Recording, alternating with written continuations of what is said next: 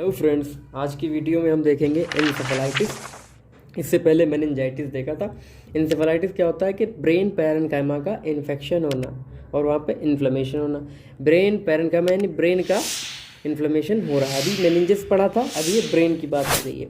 ये किसी भी तरह से किसी भी ऑर्गेनिज्म से हो सकता है, बैक्टीरिया से, वायरस से, फंगस से या फिर प्रोटोजोआ से। तो बैक्टीरियल एन्सेफेलाइटिस सबसे पहले हम देख रहे हैं। बैक्टीरियल एन्सेफेलाइटिस जो होता है बैक्टीरिया के ज़रिए होता है। ये यूजुअली आमतौर से जो होता है मेनिंजेस के इन्वॉल्वमेंट की वजह से होता है, secondary to involvement of meninges. यानी मेनिंजेस में इन्फ्लेमेशन या इन्फेक्शन हुआ, वहाँ का इन्फेक्शन बढ़ करके ब्रेन में हो जाता है। ब्रेन वहीं पास ही में उसके नीचे ही होता है, तो वो बढ़ करके उसका इन्फेक्शन वहाँ जाता ही जाता है मोस्ट केसेस में। इसीलिए ये ज़्यादातर उसी वजह से होता है, उसी के सेकेंडरली ये एन्सेफेलाइटिस भी डेवलप होता है। लेकिन कुछ केसेस हैं, दो केस ऐसे हैं जिनमें प्राइमरीली कॉज होता है, यानी मेनिंजेस से नहीं हो रहा, डायरेक्टली ही हो रहा है, ये इनडायरेक्टली नहीं हो रहा है। तो ये कैसे हो सकता है? ये ट्यूबरकुलोसिस की वजह से हो सकता है और न्यूरोसिफिलिस की वजह से हो सकता है। ये हम बाद में देखेंगे। जो सेकेंडरी की वजह से यानी मेनिंजेस में हुआ और वहाँ पे इन्फ्लेमेशन हुआ, इसको हम बैक्टीरियल सेरिब्राइटिस बोलते हैं। ठीक है, बैक्टीरियल सेरिब्राइटिस जो है बाद में क्या डेवलप करा देता है? Brain obsess. ब्रेन में अब्सेस का फॉर्मेशन होने लगता है। अब्सेस क्या होता है? एक एरिया में मास बनेगा और वहाँ पर पस का फॉर्मेशन होगा। अभी हम इसको भी पढ़ रहे हैं। चलो अब हम पहले रूट देख लेते हैं कि किसके ज़रिए ये अब्सेस का फॉर्मेशन होता है। ब्रेन अब्सेस किन रूट से बन सकता है, कैसे वहाँ पर बैक्टीरिया पहुँच रहे हैं। 3 तरह से हो सकता है ये। एक है डायरेक्ट इम्प्लांटेशन। डायरेक्ट इम्प्लांटेशन कैसे होगा? जैसे किसी का स्कल जो है फ्रैक्चर कर जाए, सर फूट गया है किसी वजह से, एक्सीडेंट की वजह से, या किसी ने मार दिया है, तो फ्रैक्चर करने से डायरेक्टली वहाँ पे बैक्टीरिया वगैरह पहुँच जाए तो फिर इन्फेक्शन शुरू हो जाएगा, ब्रेन अब्सेस का फॉर्मेशन होगा बाद में। नंबर 2 है local extension of the infection. Local वहीं पर पास में कोई इन्फेक्शन था और वो बढ़ करके ब्रेन में पहुँचा और अब्सेस का फॉर्मेशन कराया। जैसे कि क्रोनिक सुपरेटिव ओटाइटिस मीडिया है। इससे जो मिडिल ईयर का जो इन्फेक्शन होता है ये स्प्रेड होकर के पहुंच जाएगा, ब्रेन अब्सेस फॉर्मेशन करवा सकता है। मैस्टोइडाइटिस हो या फिर साइनोसाइटिस हो, तो इनसे भी हो सकता है ये लोकल एक्सटेंशन हो रहा है। Number 3 हेमेटोजिनस spread.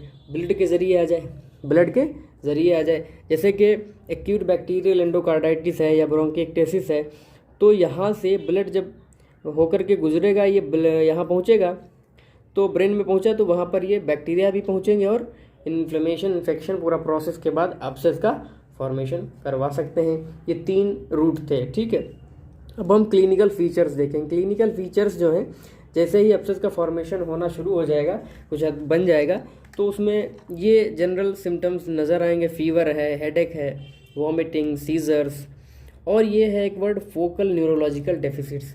इसका मतलब ये हुआ कि जहाँ पर अब्सेस का फॉर्मेशन हुआ वैसा फंक्शन का लॉस होगा। जैसे मान लिया कि आप जानते हैं कि ब्रेन में अलग अलग पार्ट होते हैं, हर पार्ट का एक अलग काम होता है। ठीक है, कहीं पर वॉमिटिंग का एरिया है, कहीं पर रेस्पिरेटरी एरिया है, कहीं पर बॉडी का बायोलॉजिकल क्लॉक मेंटेन कराने के area.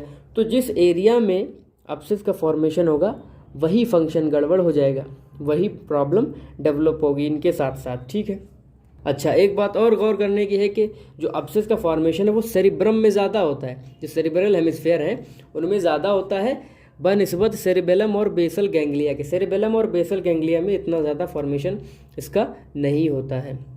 Morphological feature brain obsess के ये होते हैं ग्रॉसली में कि इसमें इन्फ्लेमेटरी नेक्रोसिस दिखाई देगा। ठीक है, लोकलाइज्ड जिस एरिया में मान लिया ये बना है अगर अब्सेस, तो यहाँ पर क्या होगा? नेक्रोसिस होगा, इन्फ्लेमेटरी नेक्रोसिस होगा, एडिमा होगा, चारों तरफ से क्या होगा? फाइब्रस कैप्सूल की कवरिंग होगी। माइक्रोस्कोपिकली क्या होगा? वही नेक्रोसिस, कौन सा नेक्रोसिस हो रहा होगा? लिक्विफैक्टिव वाला नेक्रोसिस होता है। इन्फ्लेमेटरी सेल्स होंगे, इन्फ्लेमेशन हो रहा तो होंगे ही होंगे, न्यूवेस्कुलराइजेशन होगी, नई नई वेसल्स बन रही होंगी, एडिमा का फॉर्मेशन, एडिमा होगा, ग्लायोसिस होगी। ग्लायोसिस क्या होती है? ग्लायल सेल जो होते हैं ये हमारे ब्रेन के सपोर्टिंग सेल्स होते हैं, स्ट्रक्चर जो मेंटेन करवाते हैं, तो वो भी चारों तरफ से घेरे हुए होंगे, एक जोन बना लेंगे। फाइब्रस एनकैप्सुलेशन होगा। फाइबर्स जो है चारों तरफ से इसको एक कैप्सूल में बंद कर देंगे अब्सेस को।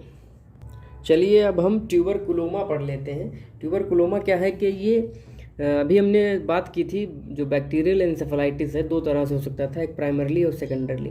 ये प्राइमरली वाली बात हो रही, यानी मेनिंजेस से नहीं हो रहा है, ये डायरेक्टली बाहर से कोई चीज़ कॉज कर रही है। दो चीज़ें इसमें देख रहे थे, एक था ट्यूबरकुलोसिस की वजह से, दूसरा था न्यूरोसिफिलिस। ये ट्यूबरकुलोसिस की वजह से ब्रेन में ट्यूबरकुलोमा का फॉर्मेशन होता है। It is intracranial mass formed secondary to dissemination of TB elsewhere in the body में कहीं पर भी टीबी है, उसका अगर डिसेमिनेशन होने लगा, फैलाव होने लगा, वहाँ से बैसिलाई जो है, बैक्टीरिया हैं, वहाँ से आकर के ब्रेन में एक्यूमुलेट होने लगे, रुकने लगे और वहाँ पे एक प्रोसेस कॉज करने लगे। ठीक है, तो वहाँ पे एक मास बन जाएगा। मास कैसा बनेगा उसका पहले हम मार्फोलॉजिकल फीचर्स देखेंगे, तब आपको पूरी कहानी समझ में आएगी। ग्रॉसली क्या नज़र आएगा, इससे पहले आपने टीबी अगर पढ़ा है तो टीबी में क्या होता है, ग्रेनुलोमेटस इन्फ्लेमेशन होता है। तो उसमें जो नेक्रोसिस होता है वो केसिएशन वाला नेक्रोसिस होता है, चीज़ लाइक नेक्रोसिस, केसिएशन नेक्रोसिस होगा और उसके ऊपर चारों तरफ से फाइब्रस कैप्सूल पाया जाएगा। ये तो हमें दिखेगा इस तरह से मास।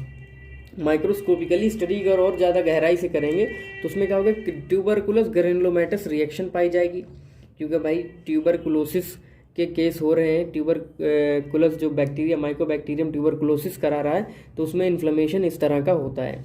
केसिएशन नेक्रोसिस सेंटर में पाई जाती है। ये जैसे केसिएशन नेक्रोसिस ये हो रही है, नेक्रोसिस के चारों तरफ से ये जो है, इसको एक ग्रेनुलोमेटस रिएक्शन ने घेर रखा होता है, ये गांठ की शक्ल अख्तियार कर लेता है। ठीक है, और इसके चारों तरफ एक ग्लायोसिस का जोन दिखाई देगा, ग्लायल सेल्स इसको कवर किए रहेंगे। और बाद के स्टेज में मान लिया बहुत ही एडवांस केसेस में ये कैल्सिफिकेशन भी उसमें हो सकता है। ये ट्यूबरकुलोमा था। ठीक है, अब न्यूरोसिफिलिस को हम पढ़ेंगे। ये प्राइमरी कॉज है उसका ब्रेन एंसेफेलाइटिस में।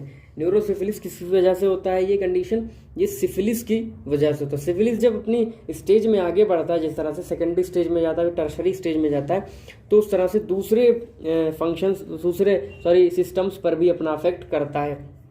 तो सेकेंडरी स्टेज में जब सिफिलिस होता है तो ये मेनिंजेस में अफेक्ट करता है। मेनिंजेस को क्या करता है, वहाँ पर इन्फ्लेमेशन कराता है और वहाँ पर जो वेसल्स होती हैं उनके आसपास खास करके क्या होता है, इन्फ्लेमेटरी रिएक्शन होती है, प्लाज्मा सेल्स आते हैं, एंड आर्टराइटिस ऑब्लिटरेंस, ये एक कंडीशन डेवलप होती है। इसमें क्या होता है, एंड आर्टराइटिस ऑब्लिटरेंस, ये आर्टरी के जो अंदर की जो इंटिमा होती है, वहाँ पर जो सेल्स होते हैं उनका प्रोलिफरेशन कराएगा, बहुत ज़्यादा एक्यूमुलेट करेंगे और ल्यूमेन होगा अंदर का, उसको एकदम बंद कर देंगे, ऑब्लिटरेट कर देंगे। ठीक है, ये तो मेनिंजेस में हो रहा था।